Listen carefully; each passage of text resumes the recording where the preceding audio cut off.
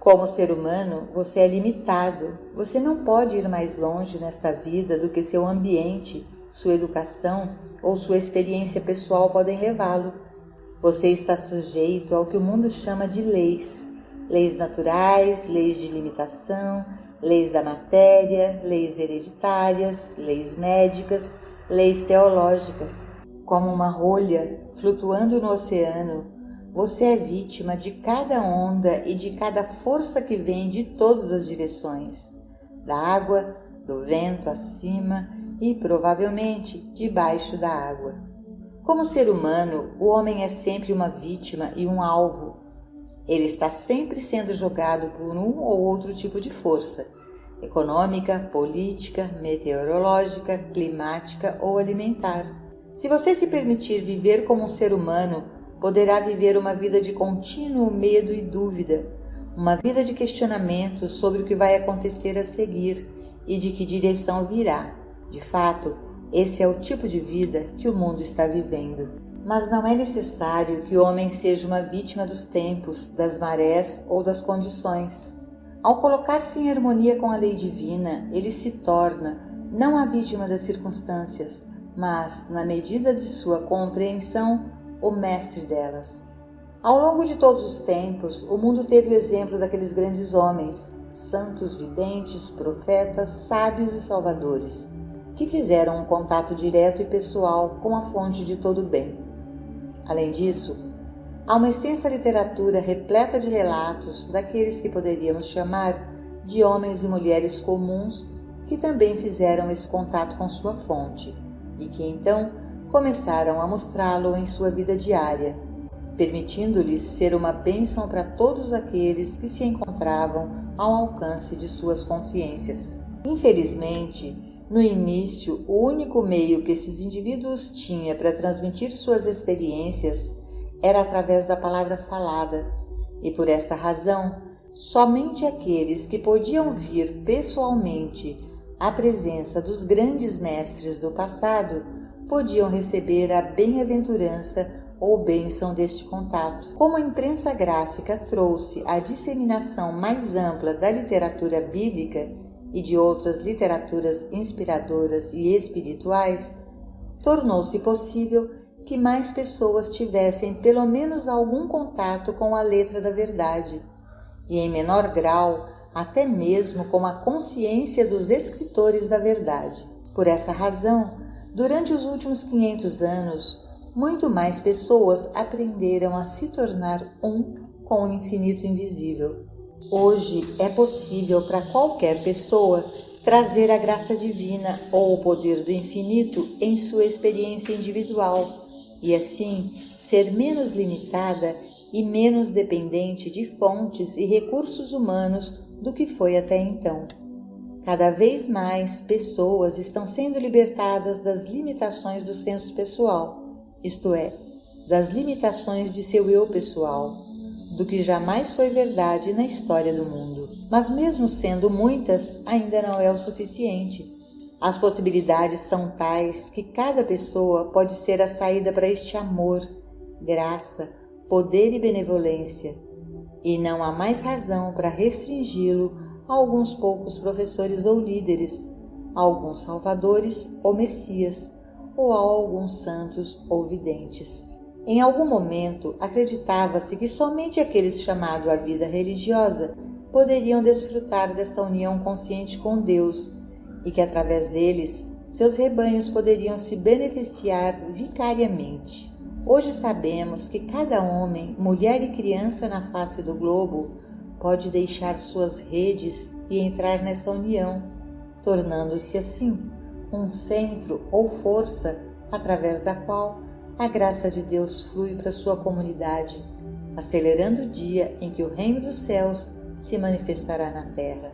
Chega um momento na experiência de cada pessoa em que as circunstâncias humanas são tais que ela percebe que não pode ir mais longe no desdobramento de uma vida feliz, bem-sucedida ou próspera, sem a ajuda de algo além da humanidade. E é em tais momentos que ela pode se voltar para a busca do que ela chama de Deus. Alguns poucos são os que encontram Deus, mas há muitos mais que não o encontram. Provavelmente, a própria palavra Deus impede que muitas pessoas o encontrem, porque esta palavra recebeu tantos significados de natureza supersticiosa que muitas vezes se perde no caminho. Em outras palavras, em vez de ver o homem feito à imagem e semelhança de Deus, o que normalmente fazemos é ver Deus feito à imagem e semelhança do homem. Se quisermos ter sucesso em nossa busca por Deus e alcançar a unidade consciente com nossa fonte, devemos ir além do Deus mítico das recompensas e punições, além da fé em algum ser distante que não é senão fruto da imaginação e da superstição. Provavelmente, se não houvesse tantos ensinamentos falsos sobre Deus, não seria tão difícil encontrá-lo. Se fôssemos suficientemente sábios para seguir os ensinamentos bíblicos e místicos, aprenderíamos a não procurar Deus do lado de fora, mas nos voltaríamos para dentro até que a revelação do verdadeiro Deus viesse de dentro do nosso próprio ser. Jesus não ensinou que o reino de Deus está dentro? Mas não temos cometido o erro de orar a um Deus separado e à parte de nosso próprio ser? Não é todo senso de discórdia em nossa experiência mental, física, financeira e emocional apenas um sentimento de separação de Deus? Este sentimento de separação que entretemos não é de nossa autoria. Isso foi feito por religiosos há muito tempo atrás. Foi feito por filósofos e por pessoas que estavam buscando a Deus em algum lugar fora de seu próprio ser, por aqueles que estavam buscando o bem para ser acrescentado a eles. A primeira lição que devemos aprender, portanto, é que Deus está mais perto do que respirar e mais perto do que as mãos e os pés. Quando aprendemos isso, começamos a esperar um desdobramento ou revelação de dentro, em vez de um contato com algo fora, desconhecido e distante do nosso ser. Devemos fazer a transição da pessoa que está buscando a verdade, buscando o bem e buscando a vida eterna, para aquela identidade individual que é em si mesma a fonte e o centro do bem infinito, para a revelação daquela identidade individual que é a bênção, não recebendo uma bênção, mas sendo ela. À medida que entramos na realização da verdadeira natureza de nosso ser e da verdadeira natureza do ser de Deus como ser individual, nessa proporção, nós nos elevamos acima das circunstâncias e condições da existência humana. A princípio, isto pode nos deixar flutuando pelo espaço e nos perguntando onde vamos pousar antes de descobrir qual é o poder do invisível que age sobre nossa vida e transforma nossa consciência.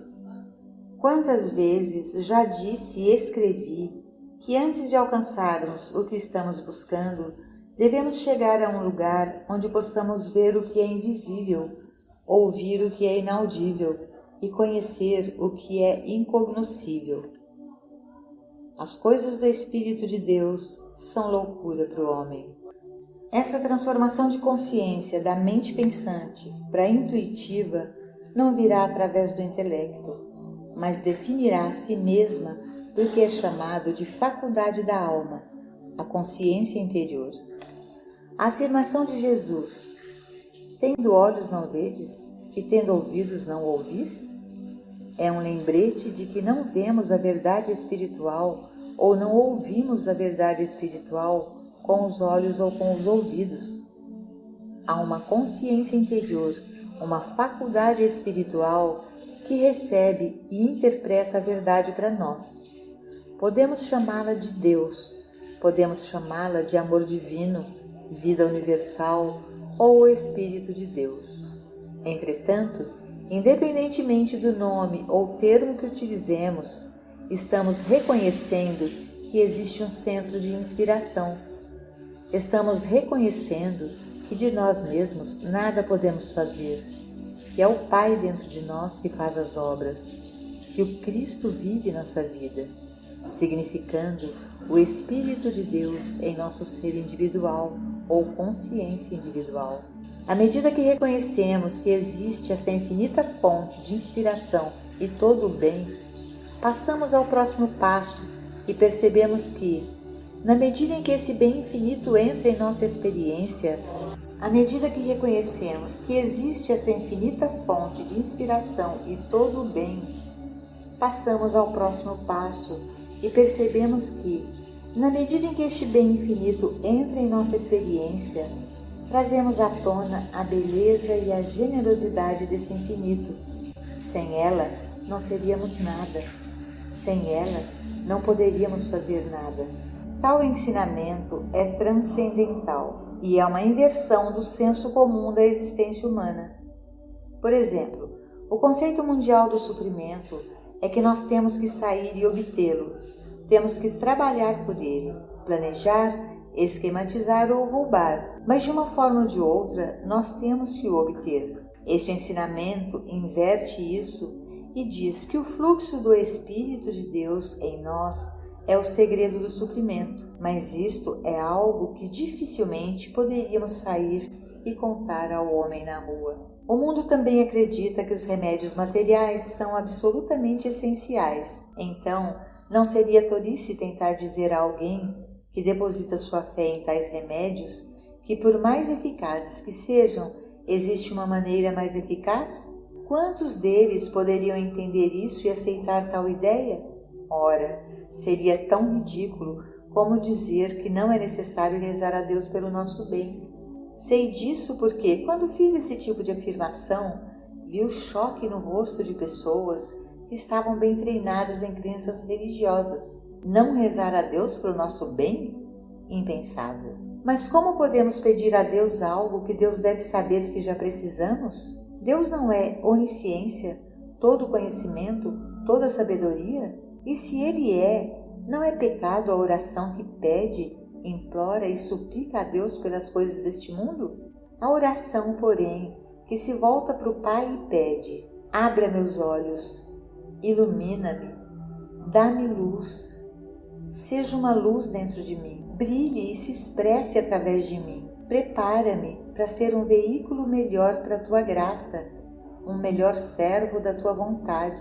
Aproxima-se de forma mais elevada de oração, que é a comunhão com Deus. É como a relação que existe entre duas pessoas que se entendem profundamente e que se sentam numa montanha ou junto a um riacho, olhando para a paisagem, desfrutando das grandes delícias das montanhas. É como a relação que existe entre duas pessoas que se entendem profundamente e que se sentam numa montanha ou junto a um riacho, olhando para a paisagem, desfrutando das grandes delícias das montanhas, dos vales ou do mar, sem que nenhuma palavra passe entre eles, mas olhando um para o outro de vez em quando, em alegria mútua por esse grande privilégio de contemplar a obra de Deus. Duas pessoas tão completamente em sintonia que há apenas um lembrete ocasional. A lua não é linda?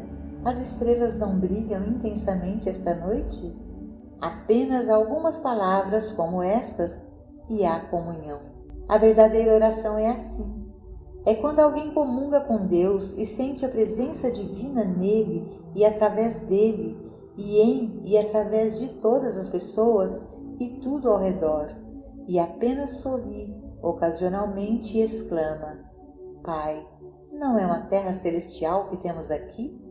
Este não é um mundo lindo? As pessoas não são maravilhosas? Essa é a oração de comunhão. E ela acontece depois de termos alcançado uma medida de vida pela graça, uma vida na qual Deus está se cumprindo como nossa experiência. Não é que Deus conheça nossas necessidades materiais e as supre. Deus nada sabe de nossa necessidade de automóveis, máquinas de escrever ou máquinas de lavar. Ele provavelmente não tem nem mesmo consciência de nossa necessidade de emprego. Mas Deus nos fala em termos de cumprimento, e esse cumprimento é sempre em termos que podemos compreender. Deus fala conosco, e a mente interpreta isso em termos de notas de dólar, livros, emprego ou companheirismo. Deus fala como Espírito. Ouvimos o Espírito, mas o interpretamos de acordo com nossas necessidades, para aquilo que faz com que nos realizemos. João nos diz que Deus é amor. Se Deus é amor, por que pedir amor a Deus? Deus é amor. Deus não tem mais poder para reter o amor do que Deus tem poder para reter colheitas no solo, ou peixes no mar, ou pássaros no ar. É função da vida cumprir a si mesma, e isso em medida infinita e abundante.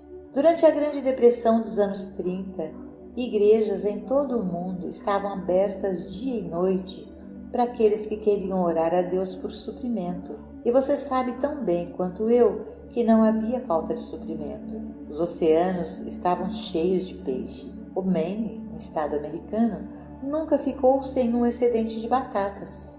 O Sul nunca ficou sem algodão. O Meio Oeste sempre teve gado e trigo mais do que suficiente. De fato, estas coisas eram produzidas de forma tão abundante que todos os dias da semana milhares de trens ferroviários e caminhões eram enviados carregados de comida para serem jogados no oceano ou para serem queimados. As lavouras eram aradas e os agricultores eram pagos para não as cultivar, e todo o tempo as igrejas estavam abertas dia e noite, cheias de pessoas orando por mais suprimento. O que o mundo teria feito se Deus tivesse sido capaz de aumentar o suprimento? Teria tido o dobro de alimentos para jogar no oceano e o dobro de alimentos para queimar. Não fazia sentido, então, orar a Deus por suprimentos, e não faz sentido fazê-lo agora, a menos que queiramos orar a Ele para que nos traga isso até nossa porta em um caminhão.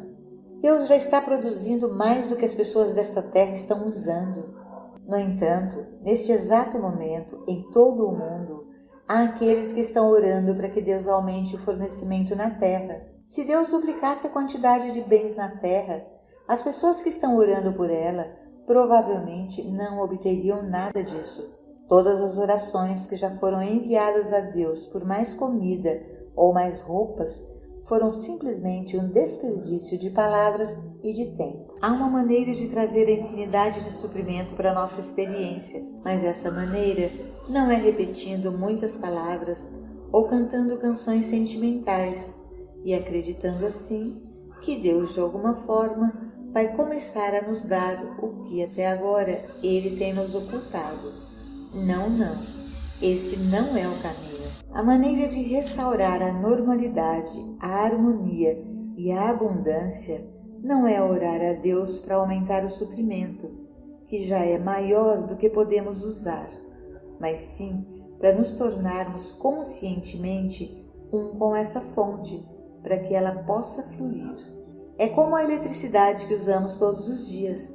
Deve haver um contato com a fonte de energia antes que essa energia possa fluir e funcionar. A sala em que estamos sentados pode estar cheia de tomadas elétricas. As paredes podem estar forradas com fios elétricos, mas não faria bem nenhum sentar-se orando por eletricidade. O aparelho deve ser ligado à tomada antes que a energia possa fluir. Assim é conosco. Deus é a própria vida do nosso ser, o próprio amor e a própria fonte do nosso ser, mas devemos nos sintonizar. Devemos reconhecer e realizar nossa unidade. Nossa oração, então, nunca será uma busca, nunca será uma tentativa de ganhar mais verdade, mais vida ou mais amor. Nunca será uma busca de qualquer forma de demonstração, exceto uma, e esta é a demonstração da presença de Deus. E por isso é inútil rezar qualquer oração no sentido de um desejo de conseguir, de realizar, de alcançar ou de demonstrar. A única oração legítima que nos resta é um obrigado, Pai. E por isso é inútil rezar qualquer oração no sentido de um desejo de conseguir, de realizar, de alcançar ou de demonstrar. A única oração legítima que nos restará é um obrigado, Pai, e um sentar-se no silêncio em doce comunhão com a suave presença que já está dentro do nosso próprio ser. Esta presença não será acrescentada a nós. Não, não. Ela será revelada dentro do nosso próprio ser. Você vê por que o desejo é errado? É o reconhecimento de uma falta. Jesus disse: pedi e vos será dado, buscai e encontrareis, batei e abrir-se-vos-á. Implore, suplique, bata, peça, mas peça pelo Espírito, pela iluminação espiritual. Peça a realização de Deus e ore por ela. Peça os dons do Espírito. Peça ao Espírito coisas espirituais. Paulo disse: porque não sabemos como devemos orar, mas o próprio Espírito intercede por nós. Reconheça então, quando for orar, que você não sabe pelo que orar, e assim, o que você está orando é luz espiritual, iluminação espiritual.